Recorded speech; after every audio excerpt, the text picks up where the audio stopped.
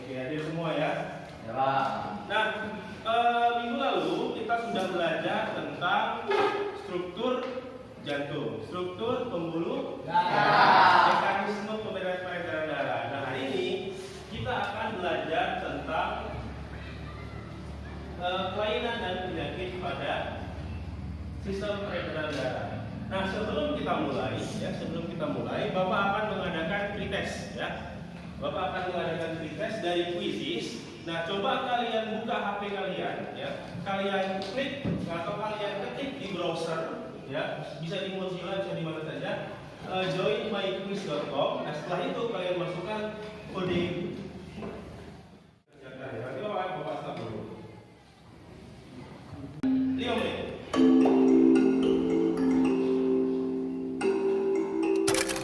Materi kita hari ini.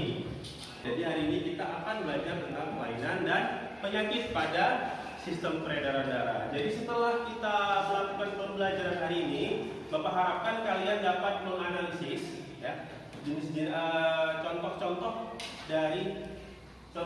penyakit dari yang terjadi di sistem peredaran darah. Oke. Kelihatan semuanya ya? Kelihatan.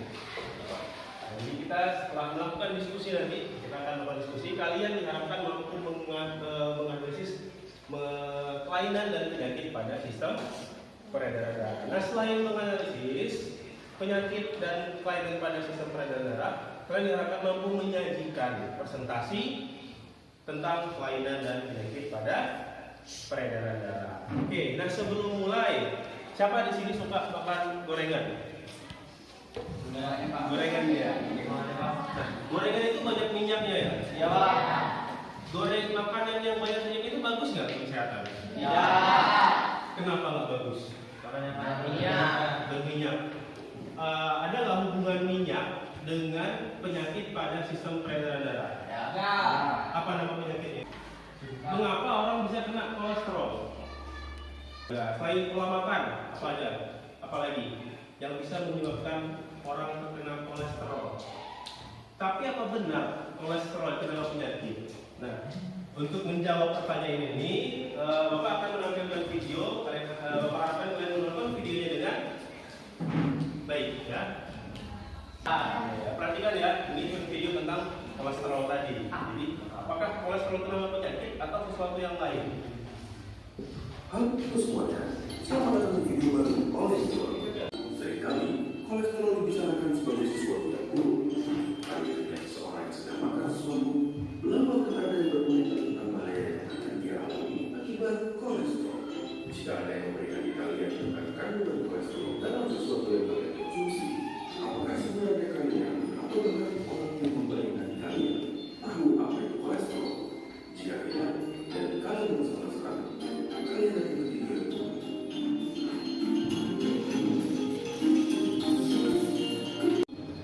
Nah, itu tadi video tentang kolesterol. Ya, jadi sebenarnya kolesterol itu bukan penyakit ya. Jadi kolesterol itu zat yang ada di dalam tubuh manusia. Ada kolesterol baik yang tadi kita sebut HDL. Ada kolesterol jahat yang kita sebut LDL. Nah, yang baik ini itu sangat penting bagi tubuh manusia. Jadi kalau kekurangan ini bisa menyebabkan gangguan. Nah, tapi kalau yang buruk, ya LDL tadi, itu konsumsinya tidak boleh berlebihan. Nah, selain konsumsi makanan, apa tadi yang menyebabkan kolesterol jahat itu menjadi tinggi? Merokok, ya, kurang berolahraga, ya, pola hidup yang tidak sehat. Nah, inilah contoh dari penyakit-penyakit pada sistem peredaran darah. Nah, sekarang Bapak akan membagikan kasus ya yang akan kalian selesaikan per kelompok. Nah, kasus ini terdiri dari beberapa penyakit-penyakit pada sistem peredaran darah. Tiap kelompoknya itu nanti kasusnya akan berbeda-beda. Nah, setelah Bapak berikan kasusnya, kalian diskusikan per kelompok. Setelah itu kalian presentasikan satu persatu ke depan kelas ya. Nah, sekalian Bapak bagikan kasusnya, Bapak juga akan membagi ke kelompoknya ya. Untuk kelompok 1, sorry nggak kelihatan ya. Oke. Nah, untuk kelompok 1 itu Destia Wahyuni, Marvin, Sasmita, Haikal dan Nurmala Yunita. Nah, masalahnya nanti kalian baca di LKPD nanti akan berfungsi ya. Setelah kalian diskusikan, nanti baru kalian akan presentasikan ya. Untuk kelompok 2 ini Deswita, Rifki, Yunita, Esther, dan Radit ya. Masalahnya seperti ini ya, nanti silahkan dibaca dan didiskusikan bersama-sama kelompoknya. Setelah itu kalian maju ke depan kelas presentasi. Oke, kelompok 3 ada Elsa, Diza, Adit, Adel, dan Ricky ya. Masalahnya seperti ini. Oke. Dan terakhir kelompok 4 itu ada Gio, Rizka, Azet, dan Hari. Ya, berikut Bapak lampirkan juga masalahnya. Nah, sekarang coba kalian bentuk 4.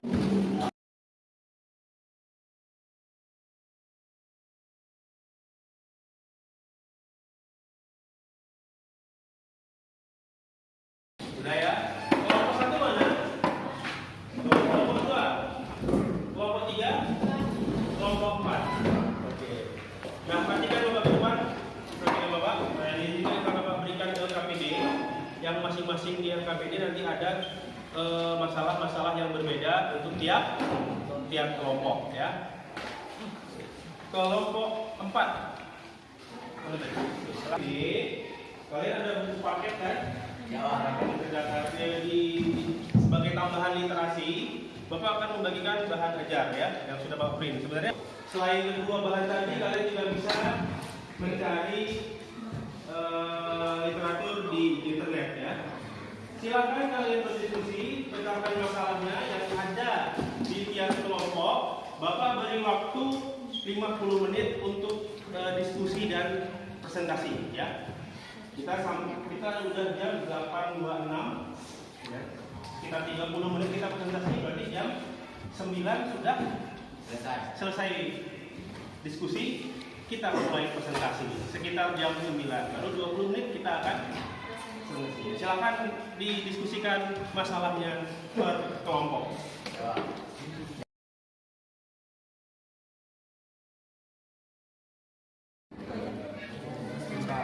Minatnya apa?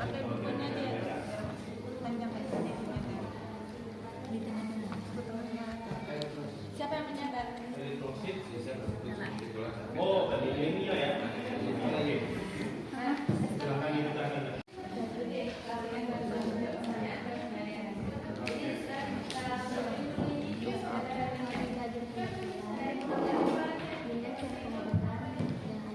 Kelompok 2 masalahnya apa? Hipertensi. Soalnya?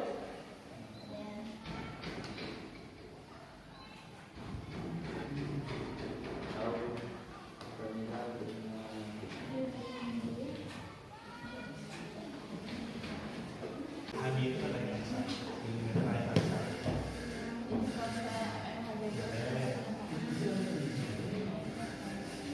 itu satuan untuk tekanan darah. Mulai dari nomor urut 1 kelompok 4. Ya, silakan maju. Beri tepuk tangan untuk teman-teman kita dari kelompok 4.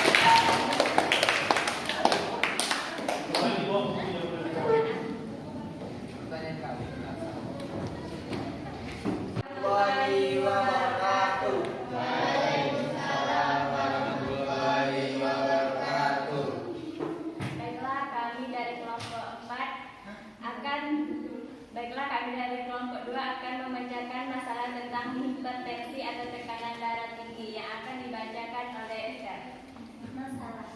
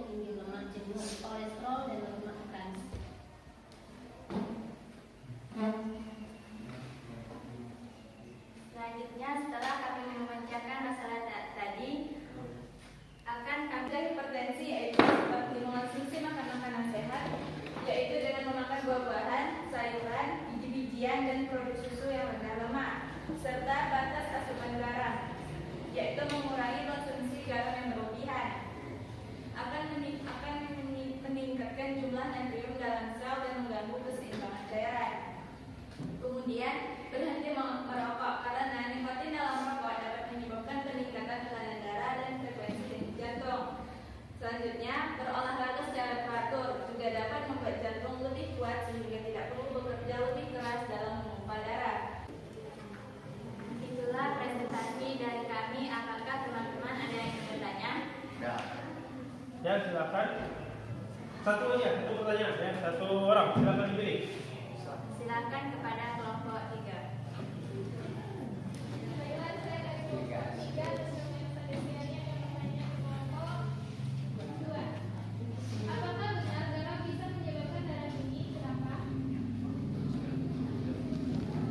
Baiklah, pertanyaan dari Asa akan dijawab oleh Ricky.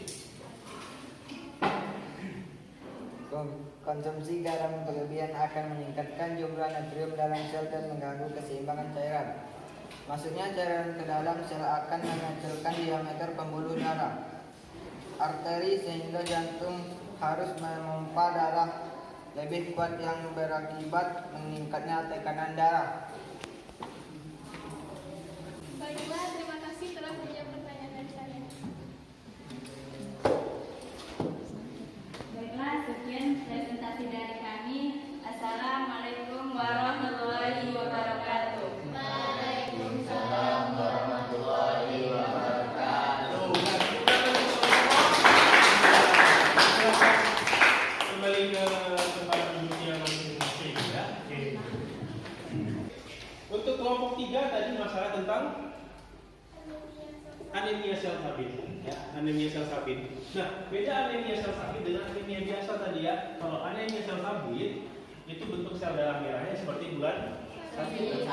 Ya. Kalau anemia biasa, dia bentuk sel darah merahnya tetap kayak biasa ya, bikonkav. Tapi dia kekurangan zat besi. Kenapa zat besi? Zat besi itu komponen utama dari hemoglobin. Hemoglobin itu ada di sel darah merah, eritrosit. Fungsi hemoglobin untuk apa? Mengikat oksigen. Ya. Dan terakhir adalah Bapak akan memberikan langsung jawab di sini ya. Paling lama 10 menit.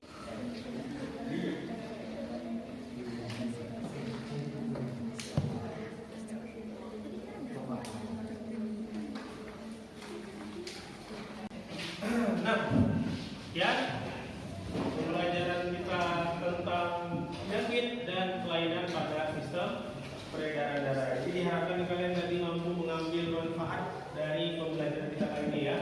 Salah satunya adalah dengan cara menjaga pola makan, pola hidup, rajin berolahraga, dijauhkan dari penyakit-penyakit, terutama penyakit yang berhubungan dengan peredaran darah.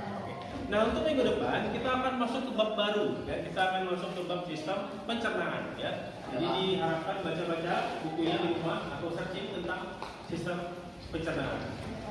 Sebelum Bapak akhiri ya, coba Gio tutup pembelajaran kita dengan doa ya. Silahkan.